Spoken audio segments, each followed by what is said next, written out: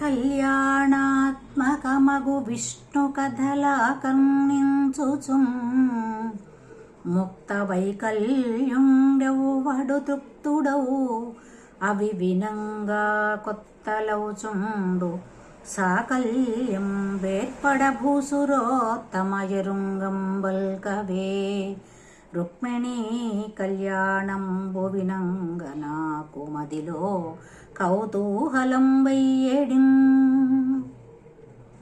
పరీక్షిత్ మహారాజు గారు సుఖయోగేంద్రుల వారు భాగవత మహాకథని చెప్తూ ఉంటే, భగవంతుని యొక్క కథలు ఎంత విన్నా ఇంకా వినాలి అనబడేటువంటి తృష్ణ కలుగుతుంది.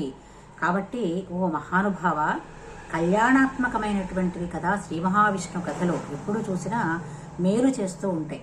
భక్తులకి సర్వమానవాళికి కూడా శుభ ఫలితాలనిచ్చేటువంటి శ్రీ మహావిష్ణు కథలు ఆత్మవైకల్యాన్ని పోగొట్టుకున్నటువంటి వాడు ఎవడైతే ముక్త వైకల్యుడు అన్నాడు. మనసులో ఈ చిత్త వైకల్యాన్ని, చిత్త జాడ్యాన్ని పోగొట్టుకున్నటువంటి వాడికి ఎంత విన్నా శ్రీ మహావిష్ణువు యొక్క కథలు ఇంకా ఇంకా వినాలనే ఉంటుంది కదా. కాబట్టి తృప్తి కలుగుతాయా? కలగవు. కాబట్టి ఆ శ్రీ మహావిష్ణువు యొక్క కథలన్నీ కూడా నాకు సవిస్తారముగా, అనుమాన నివృత్తి అయ్యేటట్టుగా సవిస్తారముగా ఆ కథలన్నీ కూడా నాకు వినాలి అని కోరిక కలుగుతుంది. కావున నాకు రుక్మిణీ కళ్యాణం అనబడేటువంటి మనోహోత్తరమైనటువంటి ఘట్టమైన ఆ కథని సవిస్తారముగా నాకు అనుమాన రాహిత్యముగా వివరింపుము అని పరీక్షిత్ నరేంద్రుడు కోరాడు మహానుభావుణ్ణి. అప్పుడు అంటున్నాడట ఆ మహానుభావుడు, భూషణములు సెవులకు బుధతోషణములనేక జన్మ దురితౌఘ వినిశోషణములు మంగళతర ఘోషణములు గరుడ గమను గుణభాషణముల్. ఆ కథలని ఎందుకు నేను వినాలనుకుంటున్నాను అంటే, గరుడ గమనుని యొక్క గుణములని శ్లాఘించేటువంటి కథలన్నీ కూడా, గరుడ గమనుడైనటువంటి శ్రీ మహావిష్ణువుకు సంబంధించినటువంటి కథలన్నీ కూడా ఆయన్ని కీర్తిస్తూ ఉంటాయి. ఆయన యొక్క లీలలన్నీ కూడా చక్కగా వివరిస్తూ ఉంటాయి. అవి వింటే సమస్త శుభములు కలుగుతాయి, సమస్త పాపములు హరించబడతాయి అని చెప్తారు. కాబట్టి అలాంటి కథలు కనుక వింటే అవి విన్నటువంటి వారికి భూషణములు చెవులకు, నిజమైనటువంటి ఆభరణములు చెవులకి, నిజమైనటువంటి ఆభరణములు కుండలములో ఇంకేదో కాదు, భగవన్నామానికి సంబంధించినటువంటి, భగవత్ సంకీర్తనకు సంబంధించినటువంటి కథలే మానవుడికి చెవులకు నిజమైనటువంటి ఆభరణములయ్యా. అంతేకాకుండా అవన్నీ కూడా బుధతోషణములు, పండితులైనటువంటి వారికి ఆనందాన్ని కలిగించేటువంటి కథలవి.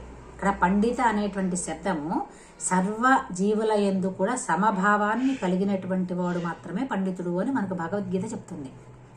అంతేకాకుండా శీత ఉష్ణములను, అంటే చలి వేడిని, సంతోషాన్ని దుఃఖాన్ని సర్వ మానవుల సర్వ ప్రాణుల ఎడల కూడా సమభావంతో తిరిగేటువంటి, ప్రవర్తించేటువంటి మానవుడు ఎవరైతే ఉన్నాడో అలాంటి వాడు నిజమైనటువంటి పండితుడు. కాబట్టి అలాంటి పండితులకు ఆనందాన్ని కలిగించేటువంటి కథలు శ్రీ మహావిష్ణువు కథలే కదా. అంతేకాకుండా అనేక జన్మ దురితౌఘ వినిర్శోషణములు, అనేక జన్మలలో చేసుకున్నటువంటి పాపములన్నీ కూడా మహాసముద్రంగా ఉంటాయట. అవన్నీ గత జన్మలో మనం ఎలాంటి పాపాలు చేసుకున్నామో తెలియదు. కాబట్టి అవన్నీ కూడా అనేక సముద్రాలుగా మనంతా కూడా అనుభవించాల్సి వస్తూ ఉంటుంది.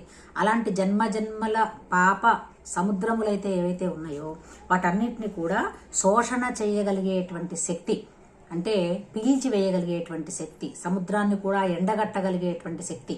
ఏ సముద్రము? పాపముల యొక్క సముద్రము. పాపములు అనబడేటువంటి సముద్రాన్ని ఎండగట్టేటువంటి శక్తి శ్రీ మహావిష్ణువు కథలకు మాత్రమే ఉన్నది. అలాంటి కథలు వినగోరుతున్నాను. ఇవి మంగళతరములు, మంగళములను చేకూరుస్తాయి, సర్వశుభాలను కూడా ఇస్తాయి. అలాంటి మంగళ ఘోషణములైనటువంటి శబ్దములు, కథలు, శ్రీ మహావిష్ణువు యొక్క కథలు ఎవరింట్లో నిత్యం కూడా వినపడుతూ ఉంటాయో అక్కడ కష్టములు అనేటువంటివి దరి చేరవు, దుష్టశక్తుల యొక్క ప్రలోభాలు ప్రవర్తించవు. అలాంటి మంగళకరమైనటువంటి ఆ గరుడ గమనుని యొక్క కథలని కూడా వినగోరుతున్నాను. అందులో రుక్మిణీ కళ్యాణం అనబడేటువంటి కథను నాకు చక్కగా వివరించవయ్యా అని చెప్పి అడిగాడట మహారాజు గారు. అప్పుడు కథను ఇలా చెప్తూ ఉన్నాడు సుఖయోగేంద్రుల వారు. వినుము విదర్భ